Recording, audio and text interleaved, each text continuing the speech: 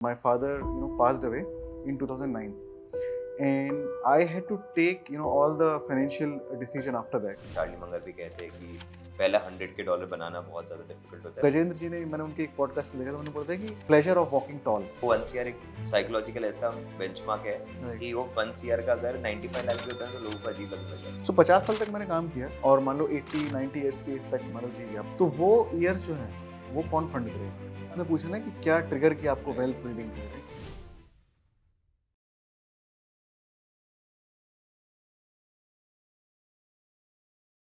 Hello guys, welcome back to our channel. Since हमने mutual funds के ऊपर कुछ पॉडकास्ट किए थे और सभी को वो पॉडकास्ट बहुत अच्छे लगे थे, हमने सोचा क्यों ना हम ऐसे गेस्ट इनवाइट करें जिन्होंने म्यूचुअल फंड के थ्रू अपनी फाइनेंशियल प्लानिंग की है and at the very same time वो जल्दी अपना फायर नंबर भी म्यूचुअल फंड के थ्रू अचीव करेंगे।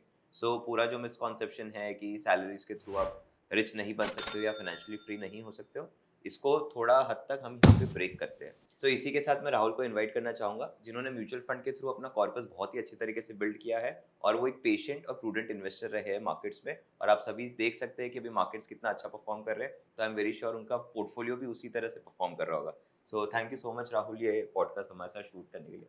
थैंक्स सबसे कुणाल, पे थैंक यू। सबसे पहले आप हमें बताइए कि आपकी जर्नी क्या रही है, क्योंकि आई एम अज्यूमिंग आपकी जर्नी एक टिपिकल हिंदुस्तानी की जर्नी की तरह रही होगी, जो पढ़ाई करता है फिर काम करता है और उससे अपना कॉर्पस बिल्ड करता है। तो कैसे कैसे आपकी जर्नी रही थी और उसी जर्नी के दौरान कैसे कैसे आपने अपना इन्वेस्टमेंट पोर्टफोलियो बिल्ड किया? यार जर्नी तो बहुत ही सिंपल थी, जैसे ट्रेडिशनल सभी लोग की होती है। और मैंने इंजीनियरिंग की थी स्कूलिंग के बाद। इंजीनियरिंग करने के बाद वही था कि कैंपस प्लेसमेंट ले लो, और मेरे सारे फैमिली में और कजिन्स सारे आईटी में जॉब करते थे, तो कैंपस प्लेसमेंट हुआ और मैंने भी आईटी में एक कंपनी ज्वाइन कौन कर से ली। साल की बात है ये? ये है 2010, ओके। जो फर्स्ट जॉब थी।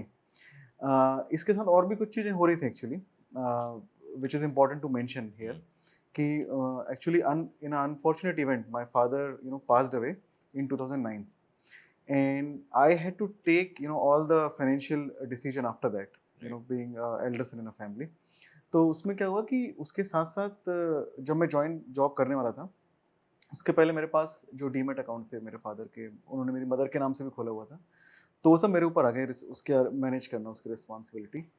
तो तब से मेरे को लगा कि यार अब तो ये पापा ने पैसा कमाया हुआ है, तो मैं अभी उसको मेंटेन करूँ, क्या करूँ, बेच दूँ, कुछ समझ में नहीं आ रहा था कि क्या करूँ। राइट। बट थोड़ा सा कंजर्वेटिव फैमिली से आता हूँ मैं। सो लाइक ये था। Most of us. Yes. So right. फिर मेरे को ये था कि यार अपनी जॉब जब लगेगी और अपनी फर्स्ट सैलरी आएगी, तब फिर मैं अपने डिसीजन लूंगा, फाइनेंशियल डिसीजन। ओके। राइट। अगर कैपिटल हम बढ़ा नहीं पा रहे तो मतलब खत्म भी ना हो वो करेक्ट। उसको यहाँ राइट। राइट। लॉस ना हो। तो 2010 में फर्स्ट जॉब लगी, फर्स्ट सैलरी आई मेरी तभी, और फर्स्ट सैलरी के साथ ही एस आई पी स्टार्ट कर दी। तभी एस आई पी उतना मतलब फेमस फेमस नहीं इतना। था जितना हो गया है थ्रू सोशल मीडिया। करेक्ट, इतना राइट। बज़वर्ड नहीं था। एक्चुअली इसकी मुझे बहुत अच्छी एक इंटरेस्टिंग इंसिडेंट हुआ है। When I look back, right, काफ़ी सारे डॉट कनेक्ट करते हो ना आप। तो क्या हुआ था, मतलब मेरे पापा काफ़ी पहले ये इन्वेस्टिंग करते थे थोड़ी बहुत, उनके पास कैपिटल कम थी उस टाइम पे। बट मुझे इतना पता, वो न्यूज़ देखते थे। तो वहाँ वो जो अपनी स्टॉक एक्सचेंज की बिल्डिंग है, वो हाफ मून टाइप की, राइट। Like quarter moon. तो मैं ना बचपन से बड़ा फैसिनेट होता था उसको देख के, कि यार बॉम्बे में बहुत ही बड़ी कोई ऐसी बिल्डिंग है, और हम लोग, मैं आता हूँ वो छोटी एमपी में एक छोटे से टाउन से, राइट। तो मेरे को था यार जब मुंबई जाएंगे ना, तो वो वहाँ ज़रूर जाना देखने एक बार वो कैसी दिखती है। एंड फॉर्चुनेटली लकीली वहाँ पे एक सेमिनार हो रहा था, फ्री ऑफ कॉस्ट एंट्री थी। तो जैसे तैसे करके हम लोग अंदर चले गए। आई थिंक मोतीलाल ओसवाल का वो सेमिनार था, अंदर चले गए हम लोग। और वहाँ पे फर्स्ट टाइम वो बता रहे थे सिस्टमेटिक इन्वेस्टमेंट प्लान, एसआईपी के बारे में। राइट। और बड़ा सिंपल समझाया उन्होंने, तो मेरे को समझ में आ गया यार कि स्टॉक सिलेक्शन तो मेरे को पता नहीं कैसे करना, उसमें टाइम लगेगा, बट सैलरी मेरी आने वाली है, तो फर्स्ट सैलरी से कहाँ इन्वेस्ट करना है, तो मेरे को लगा यार म्यूचुअल फंड में कर लेते हैं इन्वेस्ट। कितना सैलरी था और कितना इन्वेस्टमेंट था यार एसआईपी में? सैलरी अगर मैं बोलूँ, मतलब पोस्ट टैक्स जो बैंक में आती थी ना, वो उस समय 22,000 रुपये कुछ आते थे। ओके। और ये तभी 2011 की बात है? 2010। 10 की बात है। ओके। और तब उसमें से 22,000 में से ना मैं 5,000 रुपये एसआईपी चालू कर दी। तो कैसे पॉसिबल था, मतलब 5,000 17,000 में सर्वाइवल हो जाता था बॉम्बे में? हाँ यार, तब हो जाता था, तब मतलब इतना इन्फ्लेशन नहीं था। ओके। और थोड़ी नीड्स भी, मतलब बहुत सिंपल लाइफस्टाइल रही है तब से, ओके। अभी भी मतलब बहुत ही सिंपल रहता हूँ मैं। तो हो जाता था, मतलब अकेला था, बैचलर था, शेयर्ड अकोमोडेशन में रहते थे हम लोग। और तब ये क्वेश्चन था मेरे पास, तो मैंने क्या किया ना, वही तभी से थोड़ा सा स्मार्ट प्ले करके कि यार एसआईपी डिडक्ट करनी है तो फर्स्ट ऑफ एवरी मंथ करनी है। ओके। जब भी सैलरी आएगी, पहली तारीख कोई 5,000 कट गए करेक्ट। सैलरी में से, तो अब बचे 16-17 हज़ार रुपये। तो उसमें ही फिर सर्वाइव आई थिंक करना है। बहुत लोग ये भी करते हैं कि इनकम में से कंजम्पशन माइनस करते फिर सेव करते हैं। हाँ, आपने मतलब वो मुझे उल्टा, इक्वेशन ही चेंज कर दिया। हाँ, मतलब मुझे बड़ा उल्टा लगता है, मतलब ये बड़े ही मुझे नो ब्रेनर लगता है कि यार पहले इन्वेस्टमेंट कर लो, हम्म, फिर जो बचेगा उसमें खर्चा चला लो, करेक्ट, तो इट फोर्सेस यू करेक्ट कि टू यार तुम लिव उतने दैट में वे। Live that way, correct. Right. तो एसआईपी आपने जो उस समय फंड में स्टार्ट की थी 5,000 की, क्या अभी भी वो जारी है? हाँ, वो चल रहा है अभी भी सेम। वो 5,000 वाली अभी भी चल वो रही है? फायदा, वो अभी भी चल रही है, सेम फंड चल रहे हैं अभी भी, मतलब थोड़ा टॉप अप कर दिया अभी, हाँ वो हाँ, अमाउंट बढ़ गया है, राइट, बट फंड अभी भी वो 3 फंड में किया था, मुझे याद है अभी भी। एंड 2 साल तक ना, 2010 और 11, ये 2 साल तक 5,000 रुपए ही करते रहा, क्योंकि सैलरी भी नहीं बढ़ती थी उस टाइम करेक्ट, पे। अब फिर उसके बाद एक बार मैंने जॉब स्विच किया 2012 में, तो तभी थोड़ी सैलरी इंक्रीज हुई, तो करीब वही 45,000 के आसपास सैलरी आने लगी ओके, हाथ में। तो उसमें से ना फिर मैंने टॉप अप कर दिया, तो फिर 10,000 रुपये महीने की एसआईपी ओके, चालू कर दी। करेक्ट, 5 को मतलब 10 बढ़ा 10 दिया, कर दिया, 10 कर करेक्ट, दिया, ऐसा किया। और उसके बाद फिर वो 10 चलता रहा, और उस टाइम पे क्या इतना इंटरनेट एक्सेस और ऐप्स वगैरह होते नहीं थे, राइट? हम्म, तो आपको लॉगिन करना होता था, पासवर्ड भूल जाते थे, तो बहुत ज़्यादा पोर्टफोलियो देखता नहीं था मैं। वो बेस्ट पार्ट है आई थिंक। वो बेस्ट पार्ट अब मेरे को लगता है यार, अभी right, I am like struggling with that. क्योंकि आप अभी भी कोई भी ऐप पे एंटर करो, उसके बाद आप एक्सटर्नल पोर्टफोलियो आपका डाउनलोड कर लो, तो आपको वो पूरे फंड्स का सबको दिखने लग जाता सब, और आपको ना वो होता है बार-बार कि यार फिर देखो है। देख, आज क्या हुआ, कल क्या हुआ। क्योंकि मार्केट आधा टका एक टका रोज बढ़ता है, तो और देखने का मन करता है उसको। Exactly, correct. एग्ज़ैक्टली। तो अभी आपका करंट एसआईपी फ्लो कितना होगा? यार अभी तो महीने का 2 लाख रुपए करता हूँ एसआईपी में। 2 लाख ऑफ एसआईपी हाँ, मंथली बेसिस पे। हाँ। तो उसके लिए फिर आपका आई एम श्योर सैलरी भी उस हिसाब से इंक्रीज हो गया होगा। हाँ, सैलरी भी मतलब अभी रिसेंट टाइम्स में थोड़ा अच्छा करेक्शन हो गया है। ओके। तो मतलब मैं 2012 तक था, राइट? तो हम्म, उसके बाद 2 साल और काम किया है यहाँ, हम्म, मुंबई में था actually, I okay, was working in Mumbai itself. And then तब लग रहा था यार कि और पोर्टफोलियो की वैल्यू भी, रिटर्न्स थोड़े ठीक-ठाक बन रहे थे, राइट, राइट, राइट? 15-16% के आसपास तब बन रहे थे। तो मेरे को लगा यार तो अच्छा है। लेकिन अब अगर स एक्टिव इनकम नहीं बढ़ेगी अपनी, हम्म, और अगर मैं 10,000 की एसआईपी करता रहा, तो कई साल लग जाएँगे मतलब उसको करोड़ तक राइट, पहुँचने राइट, में। तो मेरे को लगा यार एक्टिव इनकम बढ़नी चाहिए। तो फिर मैंने कंपनी में ट्राई किया, एंड यूएस जाने का मौका मिला फिर उसके बाद, हम्म, उसी कंपनी, सेम कंपनी। 2014 में, 2014 के एंड में। ओके, तो तभी यूएस चले गए। 2015 के बिगिनिंग में यूएस गया था मैं। हम्म, तो 15, 16, 17, 18, तो करीब साढ़े 3-4 साल में यूएस में रहा। राइट, और यूएस में एक चीज़ होती है ना, आप यहाँ से जाते हो तो आपको डॉलर में सैलरी मिलती है। राइट, तो जब सेविंग आप करते हो, तो जैसे मैं आपको एक कंपैरिजन बताता हूँ, जब मैं यूएस जाने के पहले जो मंथली सेविंग थी मेरी, हम्म, सैलरी लगभग 70,000 के आसपास आने लगी थी 2014 के एंड में।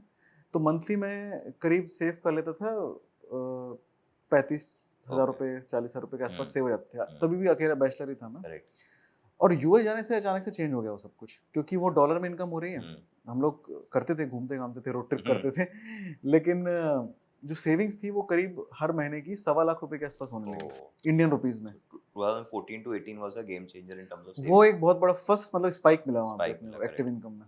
राइट, तो फिर और मैंने एक चीज़ और की, मेरे को पता था मेरे को यूएस से वापस आना है। एक्चुअली फैमिली रीज़न्स थे, मेरी मदर करेक्ट, अकेली थी यहाँ पे। तो मैंने कहा यार 3-4 साल एक्सपीरियंस ले लेते हैं, तो एक्टिव इनकम भी, सेविंग भी बढ़ गई हम्म, बोलूँगा, और दूसरा एक्सपीरियंस काफ़ी मिला, मतलब जॉब में ग्रोथ अच्छी मिली राइट, वहाँ राइट, पे। तो और मैं वो पैसे सारे इंडिया ट्रांसफ़र कर देता था। वहाँ मैं नहीं रखता था, क्योंकि वहाँ कुछ मिलता नहीं इंटरेस्ट, राइट? करेक्ट, यूएस में जो चेकिंग चार अकाउंट है, पाँच टका बैंक में यील्ड है। बहुत ही कम, नहीं है, और भी 2-3% ही है वहाँ ओके, पे। अभी हो गई, उस टाइम तो और नहीं राइट, थी।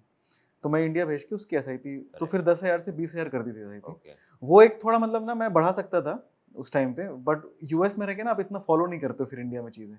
और तभी नई-नई शादी हुई थी, तो फिर हम लोग घूमते अच्छा फिरते रहते यूएस थे। में शादी हुई थी नहीं, आपकी? यहाँ शादी करके तुरंत इसलिए यूएस यूएस मूव हो चले गए गए, थे हम लोग। ओके, तो वो 20,000 रुपए कर दिया था, और उसके बाद बढ़ाया नहीं वो अमाउंट। राइट, मतलब 4 साल लगभग वो 20,000 चलते रहा पर महीने का। करेक्ट, यूएस से वापस इंडिया आए, तो मैं जॉब छोड़ के आया था यूएस से। ओके, प्लान ये था कि यार कुछ अपना करेंगे खुद से।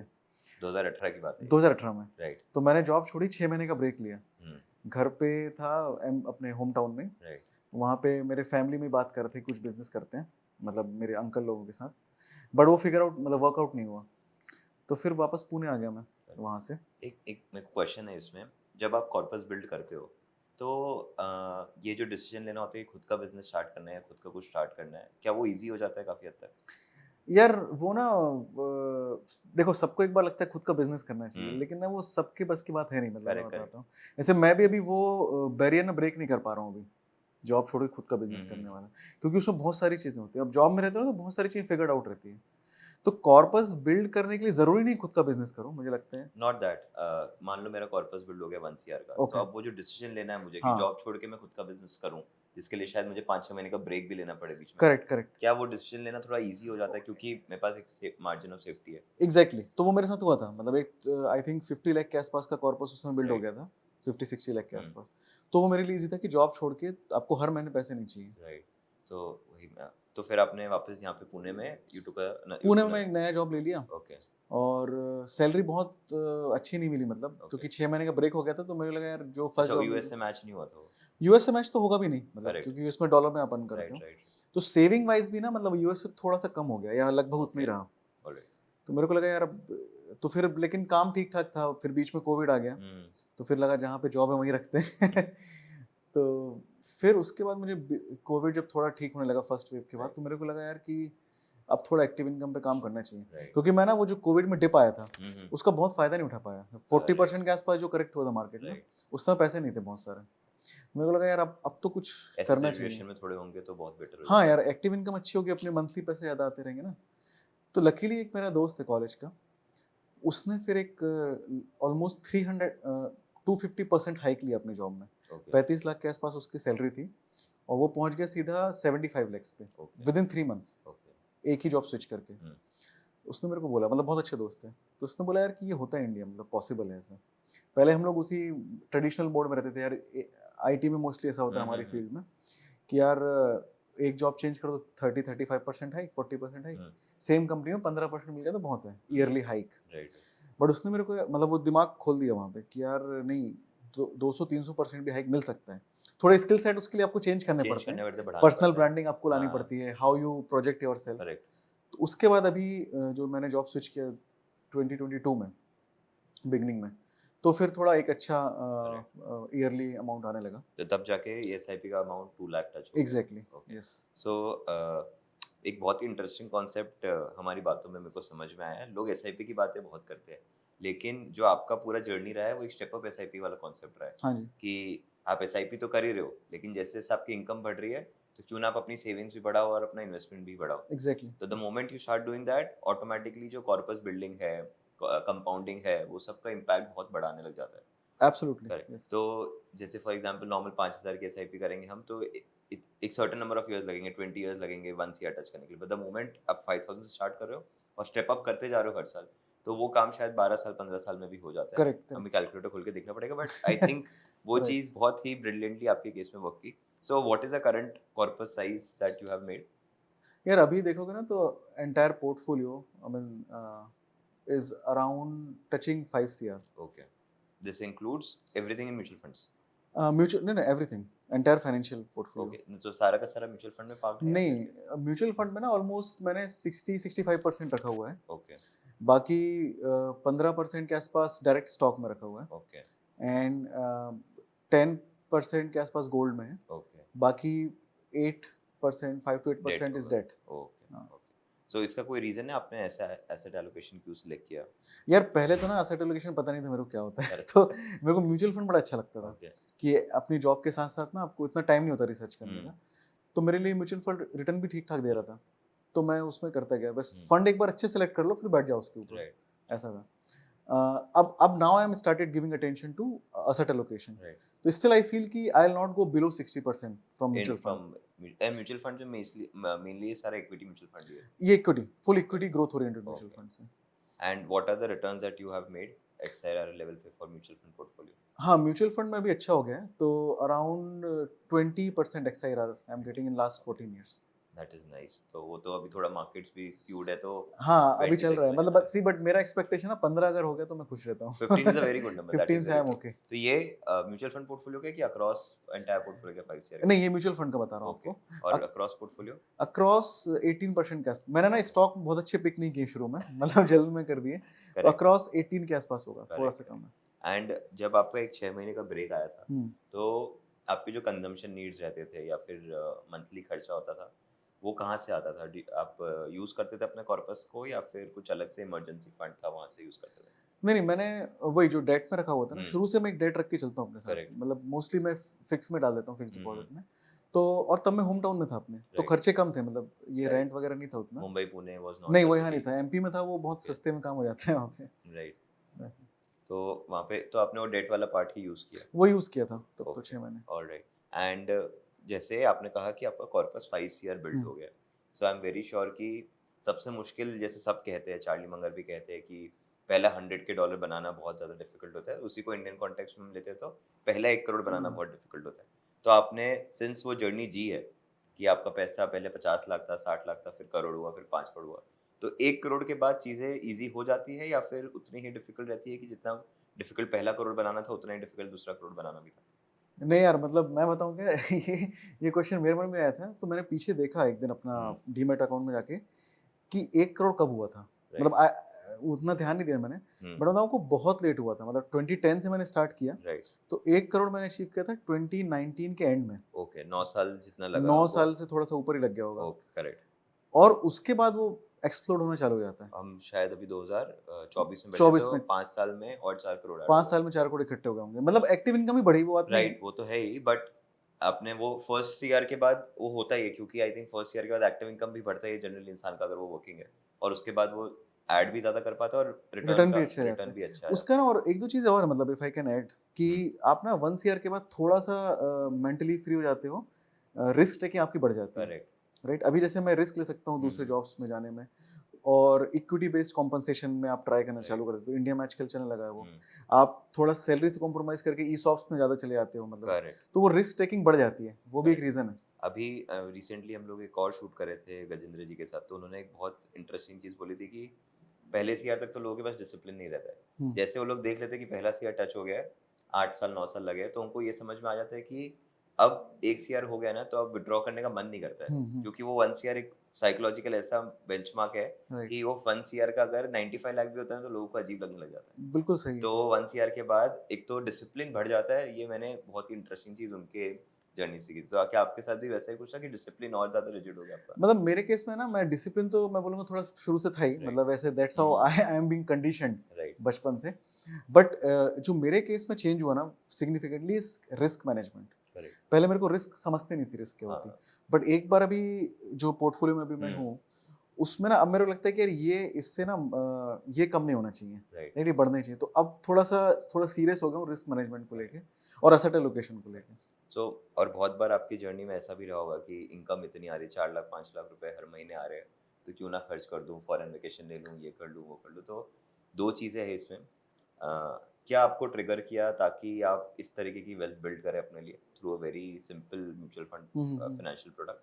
और दूसरी चीज़ ये कि आपने फ्रुगैलिटी इनकलकेट की क्या आपके हैबिट्स में, कि हुँ। आपने थोड़ी-सी, जहाँ पे जैसे कोल्ड का टिकट का बात बहुत चल हुँ, रहा हुँ, है आजकल, हुँ, तो हुँ। क्या आपने ऐसे कौन-से मिट्स किए ताकि आप जाके म्यूचुअल फंड के यूनिट ज़्यादा बाय कर सको?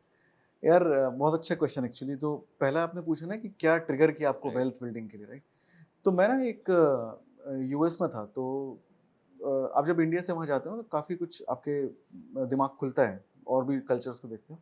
तो मेरे को ना एक चीज़ ये समझ में आया, मैं थोड़ा बहुत, और मैं डेटा एनालिटिक्स की हुँ, फील्ड में हूँ, तो मैं डेटा काफ़ी देखता रहता हूँ कि राइट। क्या चल रहा है। तो एक चीज़ मेरे को रियलाइज़ हुई कि यार इंडिया में जो अपना ये है एज क्या बोलते हैं उसको, uh, average age. Average age जो है, right? Hmm, so there is a good term for that. Hmm, so वो बढ़ती जा रही है। राइट, मतलब we are not dying early now. Right. और हम जिस तरीके से काम करते हैं, मतलब जिस इंडस्ट्री में हूँ, तो बहुत ज़्यादा हम लोग थोड़ा स्ट्रेसफुल काम हो जाता है कभी-कभी। तो रिटायरमेंट एज कम होती जा रही है, मतलब आपका हुँ, दिमाग भी चलना और आपका एनर्जी भी डाउन होती जाएगी।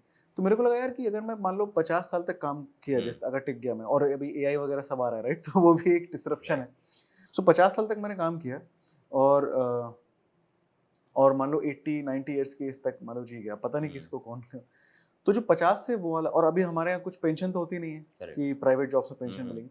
तो वो ईयर्स जो हैं, वो कौन फंड करेगा, right? Nowadays social culture also changing in India. You can right, not rely on your kids, let's say. मतलब I am correct. Not anything against them, right, but you should not be rely. मतलब एक रहता है तो margin of safety better हो margin of जाती है। Safety अच्छी, मतलब हाँ, बोनस समझ लो आपको, right, because they are also in right. This world. तो मेरे को लगा यार कि और वो ना, वो जैसे ही मैंने सोचा था, एकदम डर लगा मन में, यार उसके लिए कुछ तो तैयारी करनी राइट। चाहिए। और दूसरा ना, मतलब एक पर्सनली मेरे लिए, जो मेरे को अपना नेचर समझना है, मेरे लिए फ्रीडम बहुत इंपॉर्टेंट है देन लाइफस्टाइल। फ्रीडम मतलब अगर मेरे को जॉब में बहुत कुछ अनएथिकल कुछ हो रहा है, या फिर ज़बरदस्ती प्रेशर कुछ आ रहा है ऐसा जो नहीं आना चाहिए, या फिर something which I don't agree with, those kind of practices are happening, then I will leave that job. Correct. तो मेरे को लगा यार कि वो कभी भी होगा, तो यार अपने पास एक सम होना चाहिए जिसमें, और वो जो आपके पास एक अमाउंट हो जाता है ना, तो देन यू, गजेंद्र जी ने, मैंने उनके एक पॉडकास्ट में देखा था, उन्होंने बोला था कि then the pleasure of walking tall, right. मतलब आपके पास एक वो हो जाता है तो then you walk tall. In fact तो एक बहुत ट्विटर पे भी एक जन ने बहुत इंटरेस्टिंगली शेयर किया था कि अगर आपका एक कॉर्पस डिसेंट अमाउंट का है ना, तो ऐसे रूम्स जहाँ जैसे कॉन्वर्सेशन चल रहा है और आपको उसका पार्ट नहीं बनना है, you will have the option to walk out, exactly, otherwise yes you will not. Yes so yes, that is one beauty of building a good corpus. Exactly. तो वो फ्रीडम, मतलब अगर मैं राइट। बहुत सारे रीजन, बट एक word में बोलूँ तो freedom is very very important for me then lifestyle. Right. And that comes to your second question, आपने बोला ना फ्रूगैलिटी हम्म। कैसे। तो मतलब मैं तो बताऊँ, एक्चुअली मैं जिस कम्युनिटी से आता हूँ, मतलब जैन मारवाड़ी कम्युनिटी, तो हमारे यहाँ बचपन से ही थोड़ा फ्रूगल हम लोग रहते हैं। करेक्ट। ऐसा नहीं कि मैं वेकेशन नहीं लेता, हम्म। मैं बताऊँ आपको, last year me and my wife and my daughter, 1 year old daughter that time, hmm. we took a personal vacation to UK, okay. and I ended up and we lived there for 16 days. 16 days. Okay. 16 दिन में 8-9 लाख रुपए खर्च करके आया मैं वहाँ पे 16 दिन के लिए। नाइस। तो वो मतलब ऐसा नहीं, वो जिस चीज का शौक है वो करते हैं हम लोग वहाँ बिल्कुल। पे, but and because that gives me pleasure, you know, you build memories right there, experiences, right. तो वो मेरे लिए बहुत इंपॉर्टेंट है, तो वो मैंने किया। But day to day life में ना, just to let's say peer pressure और थोड़ा सा शो ऑफ में, उसमें नहीं पढ़ते हम लोग, मतलब एज अ फैमिली नहीं पढ़ते हैं वो, तो वो बड़ा क्लियर है। मुझे जो कपड़े अच्छे लग रहे हैं मैं पहनूंगा, ब्रांडेड अच्छे लग रहे हैं ब्रांडेड, नहीं लग रहे नॉन ब्रांडेड पहन लूंगा, करेक्ट। कौन सा बैग कैरी कर रहा हूँ मैं, डजेंट मैटर। करेक्ट। तो मेरे को इसलिए वो फ्रूगैलिटी तो शुरू शुरू से है। राइट। तो ये अभी ऐसे शुरू में जब आपने अर्न करना स्टार्ट किया था, जैसे आपने फर्स्ट जॉब के बारे में बताया कि 5,000 सेव करे थे 22,000 की सैलरी पे, तो उस समय 17,000 में गुजारा करने के लिए भी कुछ ऐसा आउट ऑफ द बॉक्स जाके कुछ ऐसे फ्रूगल बिहेवियर नहीं करना पड़ा? नहीं, थोड़ा रहता था यार, देखो जैसे कुछ लोग ना, मेरे जो दोस्त उस टाइम पे, जैसे तब गोवा का बहुत क्रेज होता, हम लोग राइट। मुंबई से दिल बोले गोवा चाहता है आई चलो। थी। हाँ राइट, एग्जैक्टली, तो वो हम लोग उसी जनरेशन के एक्चुअली, जब वो दिल चाहता को, राइट। तो अब कई बार वो कॉम्प्रोमाइज करना होता है, जिस महीने मान लो नहीं बचे और उस महीने ट्रिप है, तो देन यू थोड़ा सा बहाने मार के कि यार मेरा तबीयत ठीक नहीं है, उस टाइम ऐसा कर लेते थे, तो करना पड़ा कॉम्प्रोमाइज, ऐसा राइट। नहीं है। But I think I don't miss that, की मतलब मैं अंदर वो फोमो वाला नहीं है कि मैंने कुछ मिस किया होगा, right. Because now I can do whatever I want. So अभी आप कॉर्पस भी बिल्ड कर रहे हो, साथ में काम भी कर रहे हो। एक बहुत इंटरेस्टिंग चीज़ इंटरनेट पे चल रही है आजकल, फायर नंबर करके। दो मतलब वो डिटरमाइन करना मेरे को लगता है बहुत मुश्किल है, बट क्या आपने कभी सोचा है कि आपका फायर नंबर क्या है जिस पे आप रिटायर हो सकते हो और आपको पैसों का कभी सोचना नहीं पड़ेगा? सो ना, फायर नंबर कैलकुलेट करना, मतलब कितना पैसा चाहिए हम्म। रिटायर होने के लिए, ये थोड़ा सा कॉम्प्लेक्स कैलकुलेशन मुझे लगती थी, बट ना उसके लिए थोड़ा सा होमवर्क करना ज़रूरी है। मतलब मैंने कैसे किया मैं आपको बता सकता हूँ कि एक तो आपको अपनी लाइफस्टाइल पता होना चाहिए, राइट। आपके और आपकी फैमिली के मोटिवेशंस क्या हैं, right. You and your partner, if you are married और you know you have partner, then आप लोग सेम पेज पे हो कि नहीं उस चीज़ों को लेके। करेक्ट। तो अगर ये लाइफस्टाइल एक्सपेंसेस आपके क्या हैं, फिक्स्ड Right. एक्सपेंसेस क्या हैं, और आप क्या पसंद है आपको करना कुछ चीज़ें, वो सब अगर आपको क्लियर है ना, और जब मैं अभी बता रहा हूँ ये मेरे को पहले क्लियर नहीं था, पिछले 3-4 साल में, मेरी जब बेटी हुई 2 साल पहले, तब से थोड़ा क्लियर होना शुरू हुआ। तो फिर मैंने क्या किया कि एक कुछ कुछ जो गोल्स हैं हमारे, तो वो स्टार्ट किया कि बिग गोल कौन कौन से हैं, कुछ गोल्स और आएंगे बीच में, तो बकेट लिस्ट जिसको बोलते हैं ना। राइट। तो एक एग्जांपल, मुझे यहाँ से एक रोड ट्रिप करनी है यूके तक की, लंदन तक की, ओके। तो उसका एक काफ़ी लमसम अमाउंट लगता है, Correct. 50-60 लाख लाख Correct. रुपए लगते हैं।